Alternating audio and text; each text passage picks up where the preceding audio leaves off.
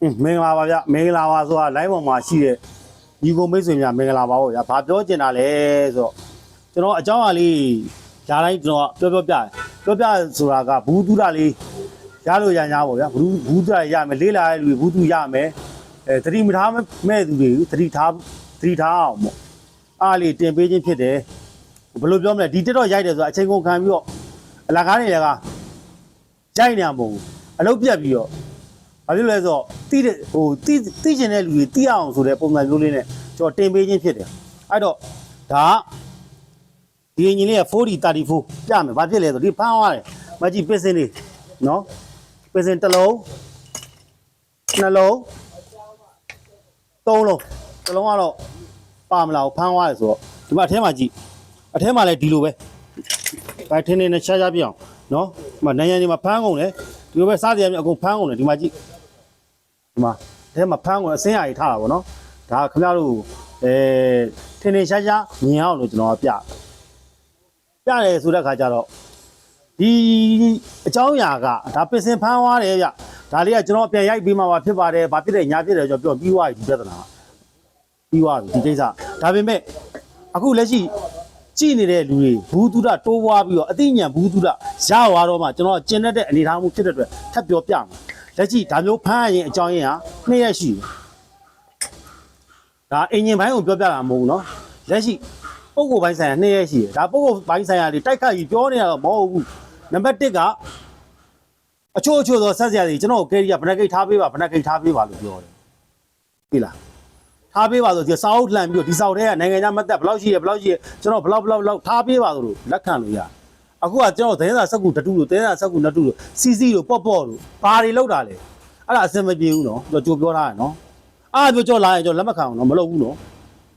အနေထားအထောက်ထားအသက်တွေအထောက်ထားအခိုင်မာရှိရင်တော့ကျွန်တော်လက်ခံတယ်နောက်တစ်ပိုင်းနောက်ဆရာတွေနောက်ထပ် workshop ဆရာတွေဓာတ်ကိုင်းနော်ဓာတ်ရင်းနဲ့သွားတာနော်ဆရာတို့ဓာတ်မကိုင်းမဲနဲ့ပင်စင်ကိုသတင်းစာစက်ကူနဲ့ရှင်းပြနဲ့ထိုးထည့်ပြီးစမ်းလို့ရှိရင်အပေါ်မှာအဆင်းပြေတယ်အောက်ပိုင်းအခုလက်ရှိပြဿနာအပေါ်မှာအဆင်းပြေသလိုနဲ့အောက်ပိုင်းကျင်းသွားတာနော်ကျင်းသွားလို့ဒီပြဿနာပြဆရာကြီးဓာတ်ကိုင်းနော်ဓာတ်ကိုင်းတော့မှဆရာတို့အဆင်းပြေမှာဒါဆရာတို့ကျွန်တော်ဆရာလောက်တာမဟုတ်ဘူးဘာလို့ဆိုတော့ဓာတ်အဆင်းပြေတဲ့ဟာကိုဆရာတို့ကိုင်းရလိမ့်မယ်ဆရာတို့မကိုင်းမဲနဲ့ရှူရှောင်ဆိုလို့ရှိရင်တော့ဆရာတို့ကျွန်တော်ရဲ့လက်ရှိဒီအနေထားနဲ့ပြောနေတဲ့ဒါကျွန်တော်တို့ channel ဒီတဲ့မြင့်တဲ့အထက်ထဲမှာ digital တွေဘာတွေညာတိုင်းတဲ့ဟာတွေနဲ့စက်က automatic ချော့ဆက်တွေလာရင်ကျွန်တော်တို့နားဝါးမှာနော်ကျွန်တော်တို့ average နှင့်ထားဖို့လိုတယ်ဒါက workshop ဆရာတွေဒါဆရာတို့ဒါကျွန်တော်ဂရုဏာသောစေနာနဲ့ပြောတာဒါဟုတ်ဆိုလို့မင်းကတော့ဟုတ်တာဟုတ်ပါငါဘာဖြစ်တယ်ဟုတ်ဘာအောင်ကြောင့်ဘယ်ကဝဲရမှာပါပေါ်တယ်တကယ်ဖြစ်ရင်တကယ်လို့ဖြစ်တယ်ပေါ်သွားဆိုတော့မဖြစ်ဘူးဒါအမှန်တိုင်းပြောကြဒါတွေကင်ဖို့လိုလာပြီအခုအင်ဂျင်တွေကအပိတ်များလာပြီအရင်လိုတဲကြီးမခံတော့တာဘူတွေပါလာပြီအဲ့ကြရင်အခုလိုမတိုင်းနဲ့ထွာတဲ့ပစ္စည်းတွေမရှိလို့ရှိရင်ပြဿနာရှိဆရာတို့ဒါတွေကင်ဖို့လိုလာပြီနော်ဒါနောက်တစ်ခုအင်ဂျင်ဝိုင်းတွေမကောင်းတာတို့ဘာအောင်ကြောင့်ပေါ့ဗျာအမိုက်မတန်ရှင်းတာပေါ့ဒါရဲ့ဖြစ်တတ်တယ်ထားအခုလက်ရှိဖြစ်နေတဲ့ပြဿနာကတော့အပေါက်အရင်ပြမမှန်ဘူးမမှန်တာမင်းကဘာနဲ့ပြောလဲဆိုတော့ဒါလေးနဲ့ပြောတယ်ဒါနဲ့တိုင်းကြည့်တယ်တိုင်းကြည့်ခါကျအရင်ပြမမှန်ဘူးအောက်ပိုင်းကျင်းတယ်ပူလာဟိတက်တယ်ဖမ်းတယ်ဒါပဲ